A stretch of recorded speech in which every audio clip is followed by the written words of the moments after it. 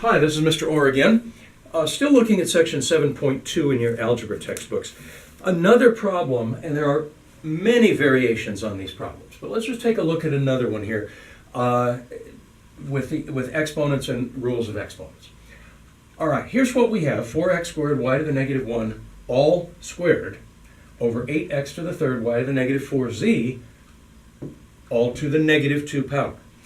Now, the easiest way to approach this problem is to say all of this, because it's to the negative 2 power, can move up here and be to the positive 2 power.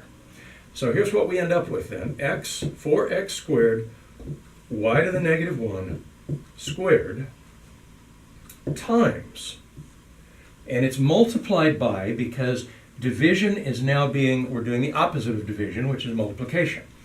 Okay, 8x to the third, y to the negative 4, z to the positive 2. Notice that none of these exponents changed inside here. The only thing that changed was this negative. The whole thing came up, and it became a positive 2 up here. Now let's apply these exponents.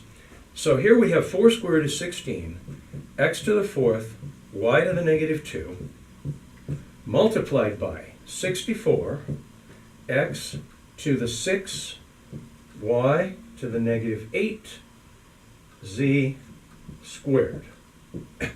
All right, so now we have this.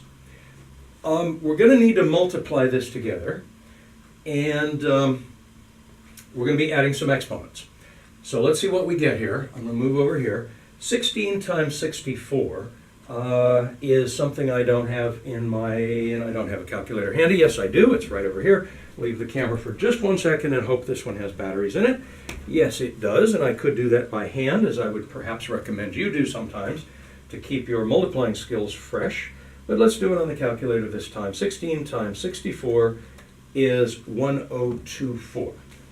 All right, 1024.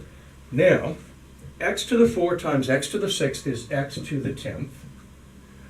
Y to the negative 2 times y to the negative 8. You add the exponents, that becomes y to the negative 10, and z squared. Now, the only thing left we have to do here is this is going to come underneath as a positive exponent. So I'm going to get 1024 x to the 10th z to the 2, z squared, and that's going to be over y to the positive 10 because I brought it from above to below the line. All right? I think that's probably sufficient for the moment. Again, there are many variations on this type of problem, but hopefully you have the idea. So thank you very much. I will see you next time.